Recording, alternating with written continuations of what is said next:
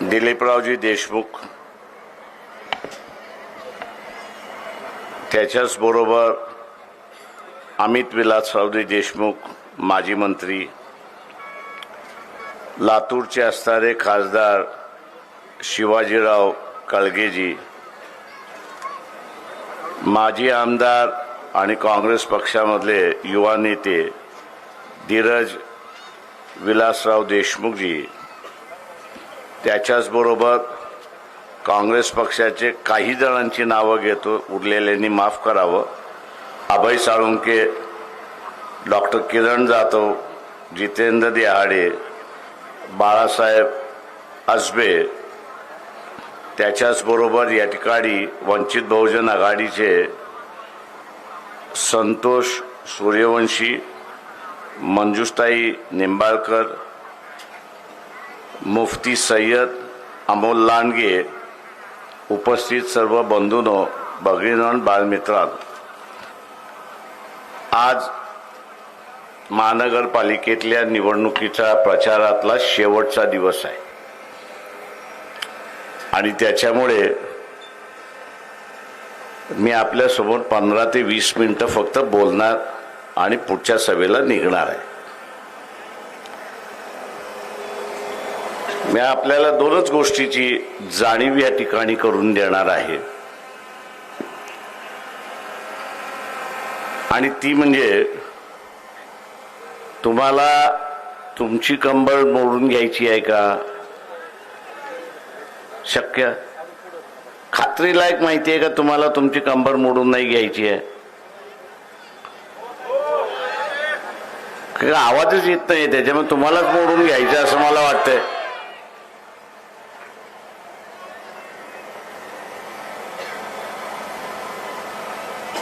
तुम्हाला जर तुमची कंबर मोडून घ्यायची नसेल तर तुम्हाला मोदीची कंबर मोडली पाहिजे हे लक्षात घ्या.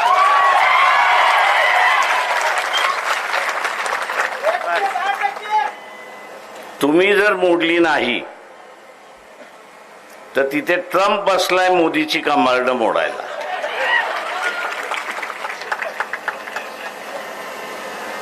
आता ट्रम्पनी जर असताना का मोदीचं कंबर मोडलं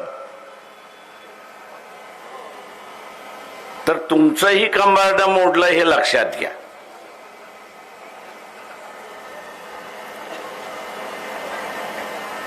तेव्हा आता झळ जर पोचू द्यायची नसेल, महागाईची झळ जर पोचू द्यायची नसेल तर तुम्हाला असणारा मोदीचं कंबर मोडण्याच्या पलीकडे पर्यायच राहिला नाही हे लक्षात घ्या. आपल्या इथे देवांची चर्चा होते, त्याच्या पलीकडे दुसरी कुठली चर्चा होत नाही. होते का? नाही. तुमच्याकडे सगळ्यांकडे मोबाईल आहे, तुमच्याकडे असताना सगळ्यांकडे मोबाईल आहे ना? तो साधा आहे की एंड्रॉइड आहे? एंड्रॉइड आहे. सभा संपली की तो खिशातून काढा, गुगलवरती जा आणि त्याच्यावरती टाइप आउट करा. हा महिना कुठला आहे? जानेवारी. तारीख काय? 13. फेब्रुवारी 13 ला डॉलरचा भाव काय असेल फक्त एवढं टाइप आउट करून बघा आणि तुम्हाला दिसेल की हा भाव 120 रुपयापासून 130 रुपयापर्यंत असेल. मी महागाई का वाढते हे आपल्याला असताना सांगतो. आपल्या इथे याची चर्चा होतच नाही, फक्त महागाई झाली, महागाई झाली, महागाई झाली अशी चर्चा होते. आता ही महागाई वाढण्याचं कारण सांगतो. आज 90 रुपयाला $1 भेटतो, बरोबर आहे? वर्तमानपत्र वाचता ना, त्याच्यामध्ये पहिल्याच पानावरती भाव असतो. आज 90 रुपयाला आहे. 13 फेब्रुवारीला तो असणारा 120 रुपयाला खरेदी करायचा असेल तर काय करावं लागतं? किती रुपये जास्ती जातात? किती? 30 रुपये. आता हे 30 रुपये सरकारच्या खिशातून जाणार, बरोबर? सरकार कोणाच्या खिशातून काढणार? म्हणजे महागाईचा झळ कोणाला बसला?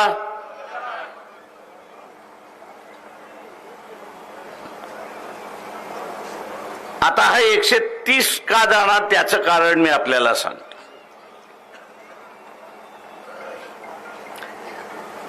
ट्रम्पचं आणि मोदीचं भांडण चाललंय की नाही चाललंय? चाललंय ना. कशावरनं चाललंय? कशावरनं चाललंय? रशियाचं पेट्रोल.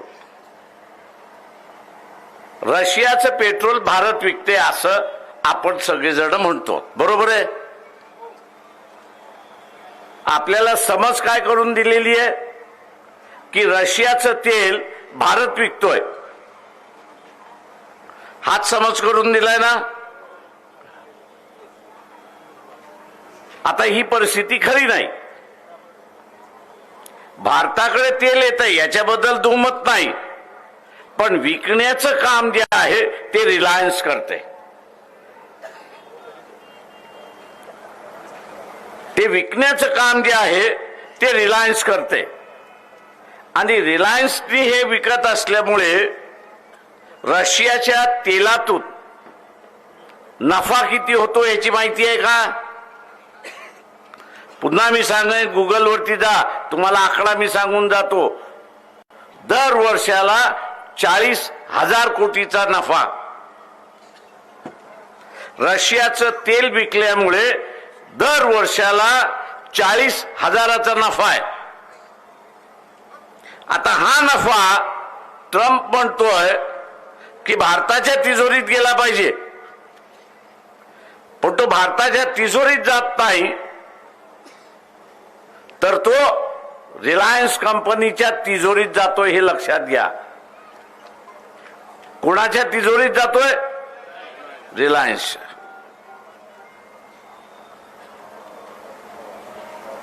दुसरं ट्रम्प असं म्हणतोय की रशिया जे युक्रेन बरोबर युद्ध करते ते याच पैशातून करते आणि भारतीय नागरिक डिझेल आणि पेट्रोल प्रत्येक लिटर पाठीमागे काय भाव देतो, काय भावात खरेदी करतो? किती? तुमच्याकडे मोटरसायकल नाही का? स्कूटर नाही का? आहे ना. मग ते काय पाण्यावरती चालते की डिझेल आणि पेट्रोलवरती चालते? त्याच्यामुळे खरेदी करताना तुम्हाला मोदी पकडणार नाही, काळजी करू नका. तुम्ही भाव जरी सांगितला तरी मोदी तुम्हाला पकडणार नाही, त्याची गॅरंटी मी देतो तुम्हाला.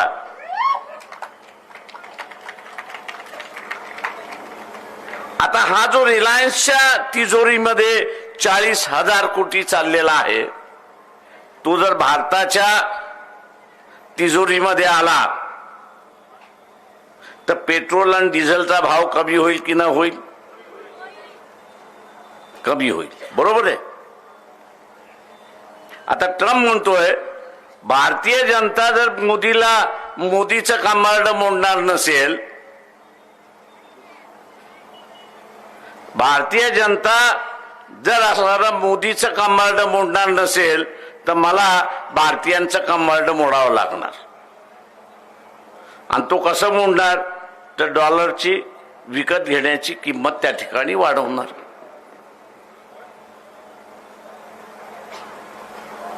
डॉलरची किंमत त्या ठिकाणी तो वाढवणार. आता म्हणून म्हटलं की तुम्हाला महागाई पाहिजे की आजचे जे भाव आहेत त्या भावामध्ये माल मिळाला पाहिजे? काय पाहिजे? महागाई पाहिजे का? महागाई पाहिजे असेल तर खुशाल मोदीला मत द्या, खुशाल मोदीला मत द्या.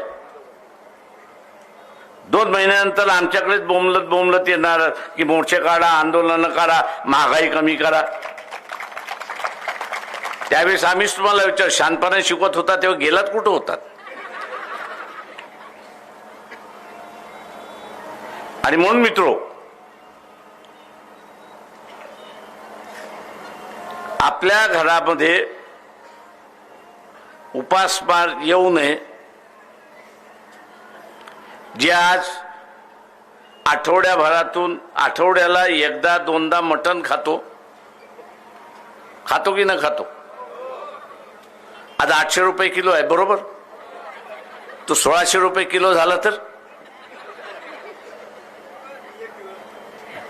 ते एका दिवसावरती याल. म्हणजे आठवड्यातून 2 दिवस खात होता, त्या 2 दिवसाच्या ऐवजी 1 दिवसावरती याल. कशासाठी आणि काय यायचं?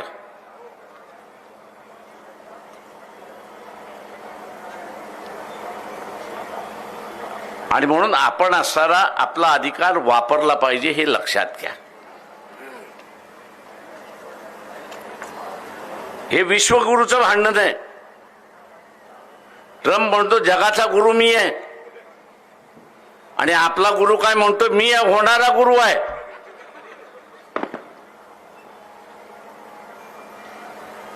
ट्रम्प म्हणतो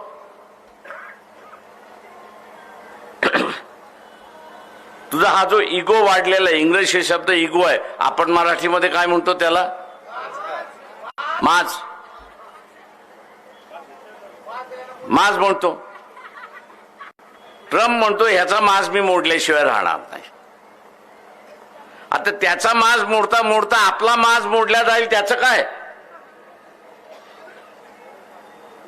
आणि म्हणून नगरपालिकेची निवडणूक ही नगराच्या सुविधांवरती लढल्या जाते, हे बरोबर आहे, मी त्याच्याबद्दल दुमत नाही. परंतु या महानगरपालिकेच्या निवडणुकीच्या माध्यमातून ट्रम्पला तुम्हाला असणारा एक संदेश द्यायचा आहे. काय संदेश द्यायचा आहे? की याचा माज तू मोडायला येऊ नको, आम्हीच याचा माज मोडून टाकतो. याच्या विरोधात मतदान देऊन आम्ही याचा असणारा माज मोडतो, तू येण्याच्या भानगडीत पडू नको. तू येण्याच्या भानगडीत या ठिकाणी पडू नको. मी लातूरकरांना विचारतो, तुम्हा सगळ्यांना मरायचं आहे की जिवंत राहायचं आहे? जिवंत राहायचंय का? जिवंत का राहायचंय?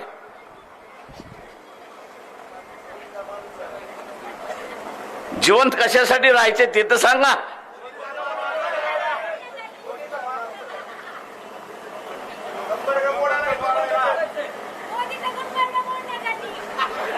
पण ते मोडून झाल्यानंतर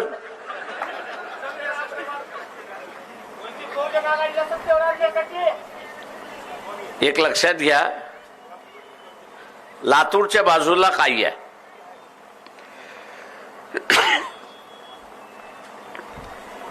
मग एक मोठं सेंटर आहे. लातूरच्या बाजूला एक मोठं सेंटर आहे. कुठलं सेंटर आहे?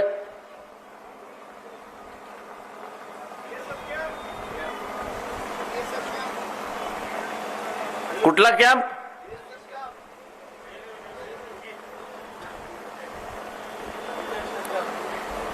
बिदर मध्ये काय आहे?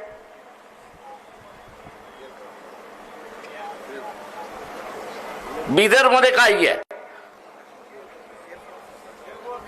बिदर मध्ये एअरफोर्स आहे. तुम्ही जर मोडला नाही कमांड मोदीचं,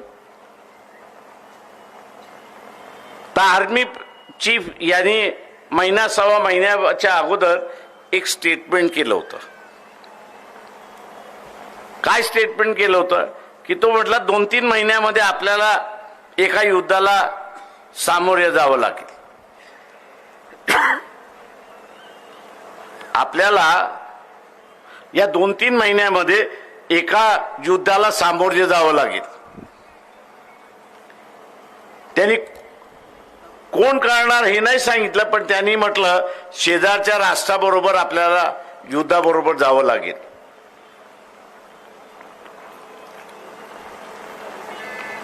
आता हे जे शेजारचं राष्ट्र म्हणजे आपल्याला माहिती आहे, एक बांगलादेश आहे, एक चायना आहे आणि एक पाकिस्तान आहे. युद्ध आपलं पाकिस्तान बरोबरच होतं.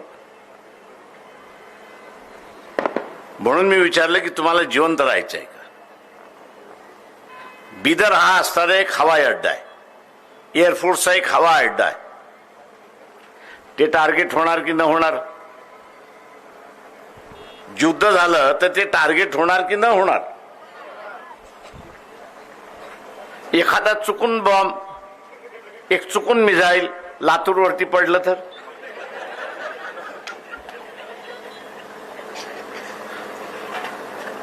म्हणून मगाशी विचारलं तुम्हाला जगायचं आहे का. आता हे युद्ध सुद्धा थांबवायचं असेल तर तुमच्या हातामध्ये आहेत का तुम्ही मालक आहात. मतदार हा मालक आहे या देशामधला. ट्रम्पला मोदीचा माज मोडवायचा आहे.